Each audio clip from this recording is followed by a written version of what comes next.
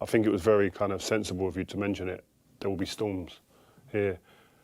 Has it been more storms than you actually anticipated? If you said to me in the beginning that you are going to win just 4 matches in 14, I don't believe you.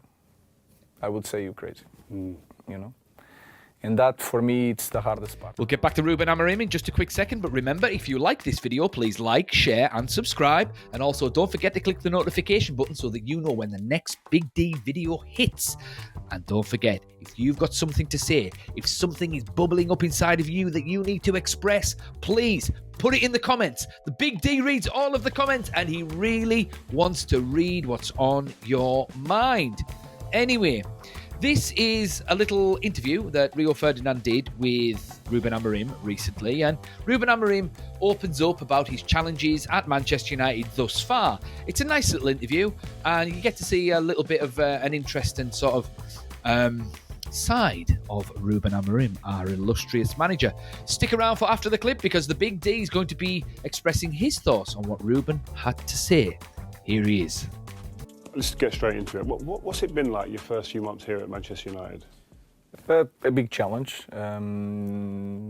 Is a hard job in every aspect, changing all the time, trying to find the solutions, and then you have to be here to explain every week. Small interviews, press conference. Sometimes it's hard, you know, to be focused on the job, and then. Yes. You know that you are in Manchester United, everything you say, everything you do, every result, it's something big. So I think it's a hard job, but I feel that is becoming natural to me.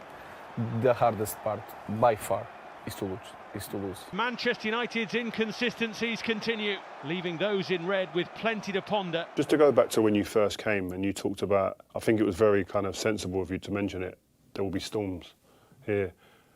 Has it been more storms than you actually anticipated? If you said to me in the beginning that you are going to win just 4 matches in 14, I don't believe you. I would say you're crazy, you know? And that, for me, it's the hardest part. You're used to winning.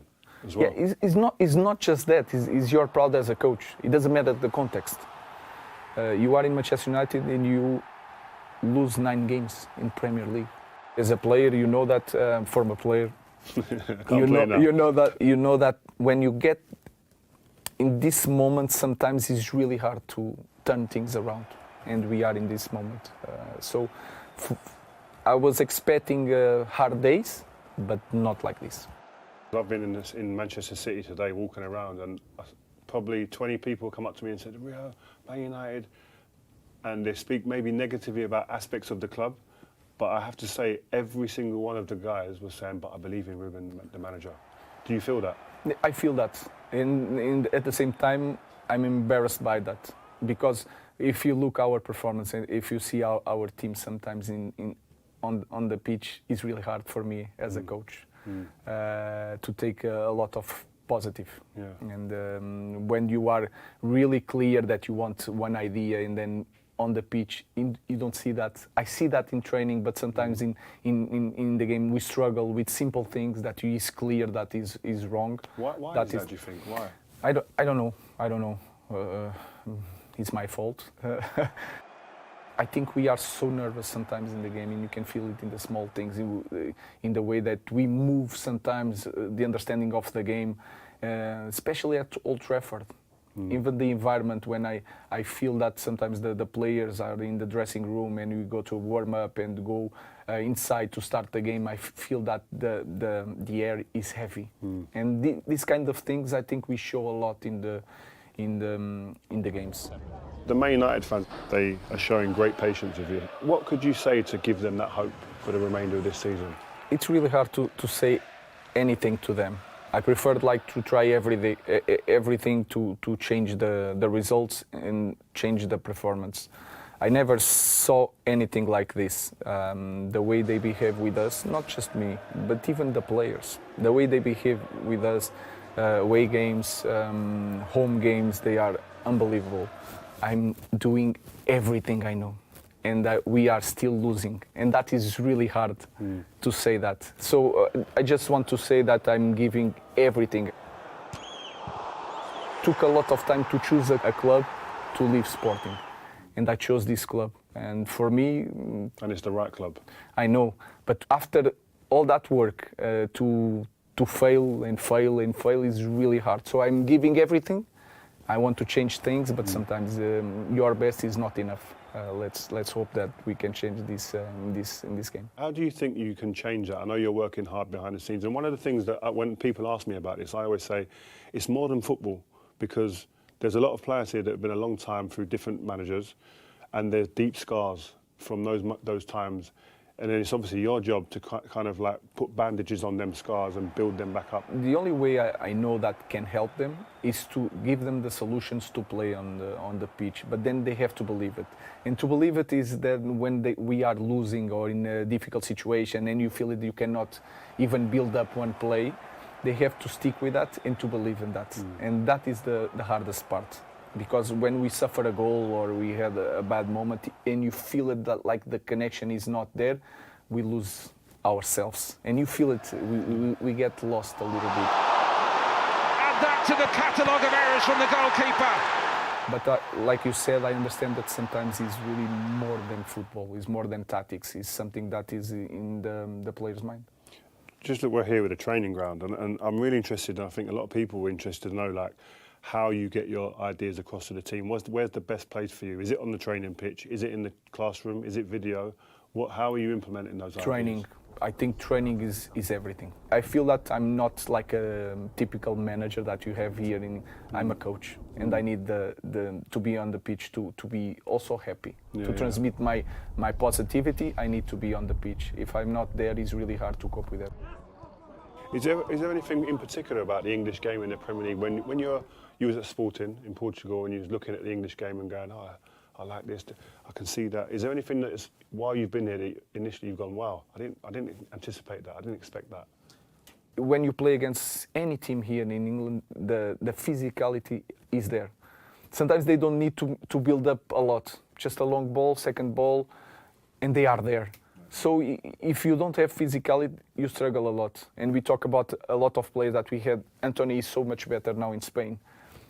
It's a lot of factors, but I guarantee you it's the physicality.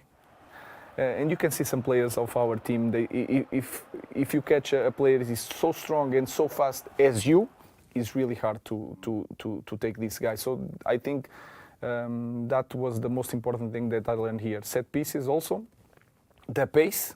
The coaches are also really good, really smart, understanding the game.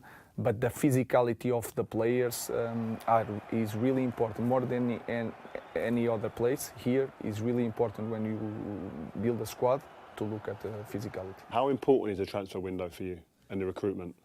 I think it's important for any coach that you have one idea to put in your team, but then you have to see if you have characteristics for that. I don't like to talk about that a lot, especially in press conference, because my players are listening. And I just want to be really focused on my players that we have. We can improve a lot. Even with this context, with these players, we can play so much better. I believe that, I see that in trainings, we need to take that to the game. But it's clear that when you have time to think of the characteristics, 2-3 players can change the way you play. Because sometimes you need pace. Sometimes you need a different guy in the specific position that can give you more control of the game. Sometimes you need a little bit more legs and strength in the midfield. These kind of things, it's clear for me. But like I said, I just want to focus on my players and to help them to be better. What does Ruben do to relax? Nowadays it's really hard to relax, but it's just family. And you go home, you find a nice place to live. I think living in Manchester, I really love it. My family adapt really well. Even the weather? Even the weather, I don't care. The results are the worst thing. But it's just enjoying with family. And when I get inside my home, I am not Ruben the coach, I'm Ruben the father, and I have a job to do at home. They don't care about winning or losing. Sometimes they say that here you cannot win football matches. My oldest son say all the time. In Portugal we win all the time, but joking here, with you like this, yeah? yeah, I like yeah. it. And it's like enjoying with family and trying to live a different life. Ruben, good luck. Thank you you very much for your time, man. Thank good you. luck. Thank you. I want to see you win, man. The Big D has backed most managers post Alex Ferguson. I've really wanted to see most of them do well. I didn't really want to see David Moyes do well. I mean, if you proved me wrong, then I'd have held my hand up. But what I mean by that was I didn't feel as though he was good enough from the get-go. I didn't see anything about the guy, about him personally, or what he'd done at Everton to suggest that he was ever going to do anything with Manchester United. And clearly I was proved right. Louis van Gaal, I wanted to see him do well because, you know, he's a Champions League winning coach and I wanted to see him do well. I thought he could have done well, but he messed it up, basically. After him, Jose Mourinho. Yeah, I always liked Jose Mourinho. I wanted to see him do well. Didn't want to see him get sacked, but he got sacked. And then Ole came along. And even to this day, Ole Gunnar Solskjaer is still the Big D's favourite Manchester United manager post Alex Ferguson. I still feel as though Ole shouldn't have got sacked. They should have stuck with him. And I reckon eventually he'd have built a team that would have challenged for the title. I mean, he came second at one point, so he was getting there. And he had one blip and then that was that. But anyway. And then obviously we've had Erik ten Hag and, you know, a couple of others. But Ruben Amorim is fast becoming the Big D's favourite manager. Because he's just so open and honest. And one of the reasons why, I mean, they mentioned there that the fans have been really supportive of Ruben Amorim so far. And I think a big reason for that is his personality. He's very open, he's very engaging, and he tells the truth. And he's set a standard.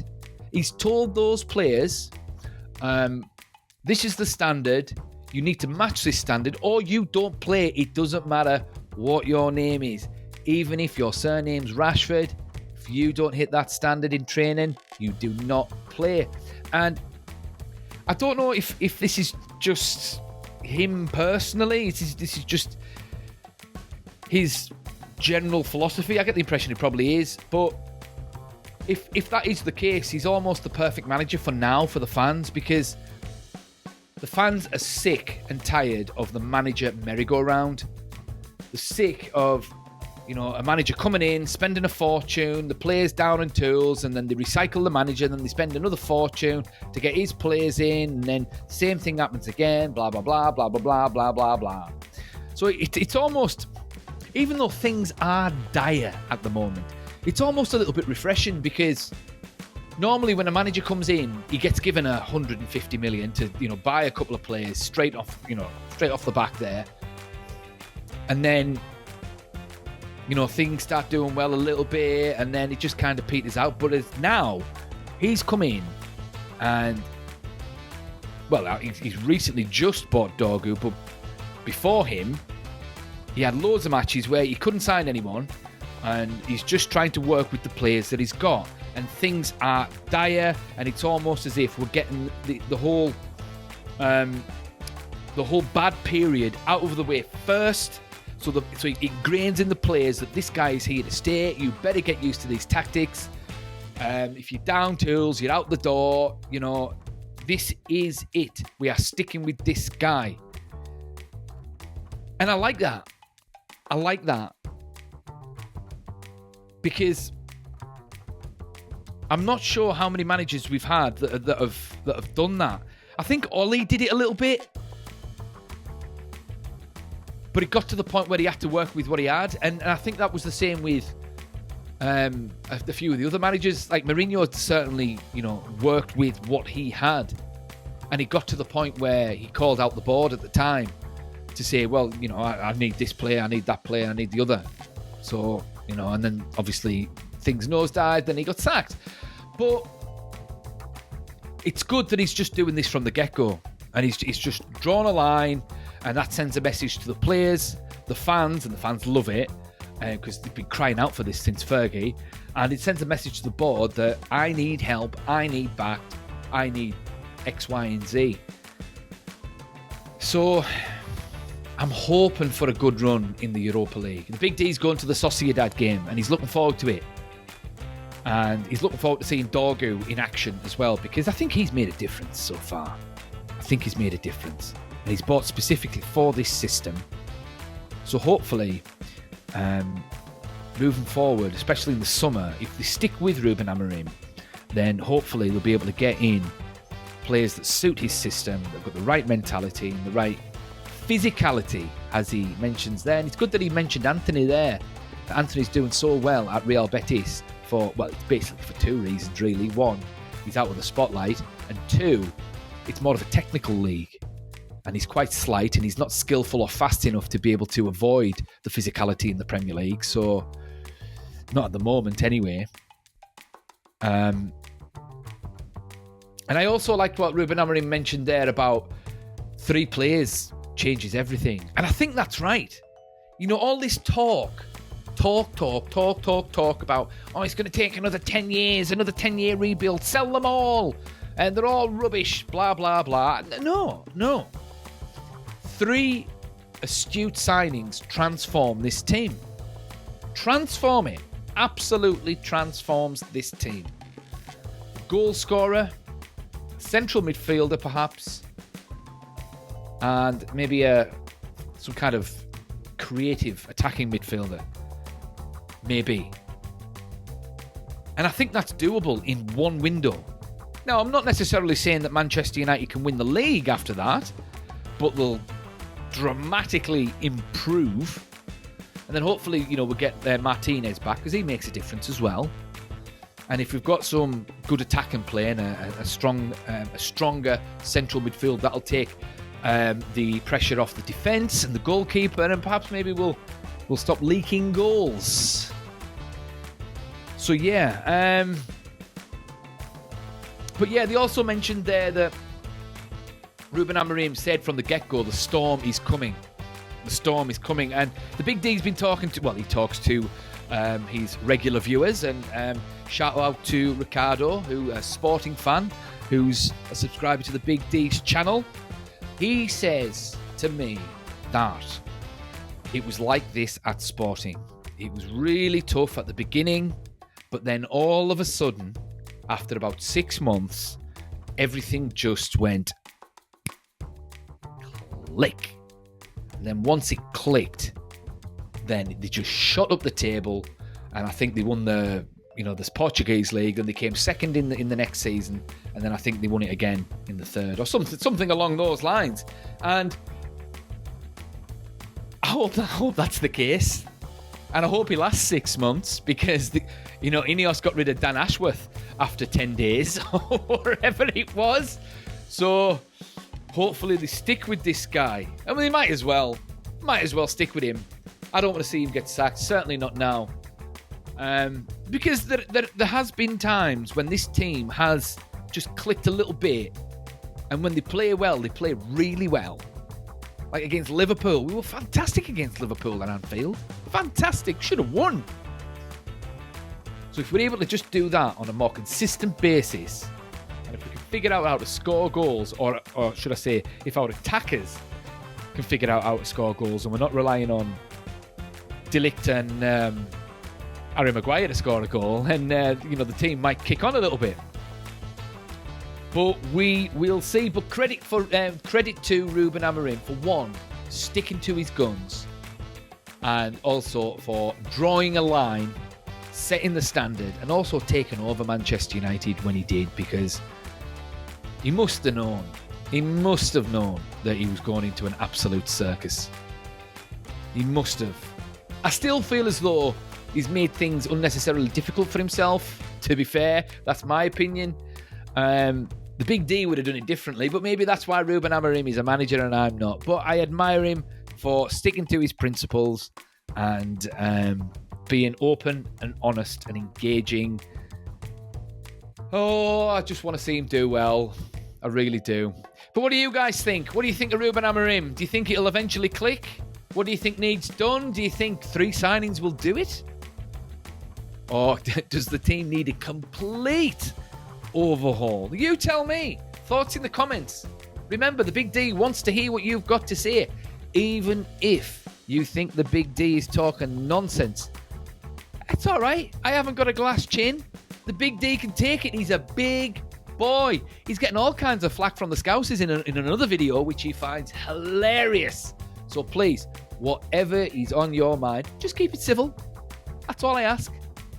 But whatever it is, put it in the comments. And the Big D will see it in the next one.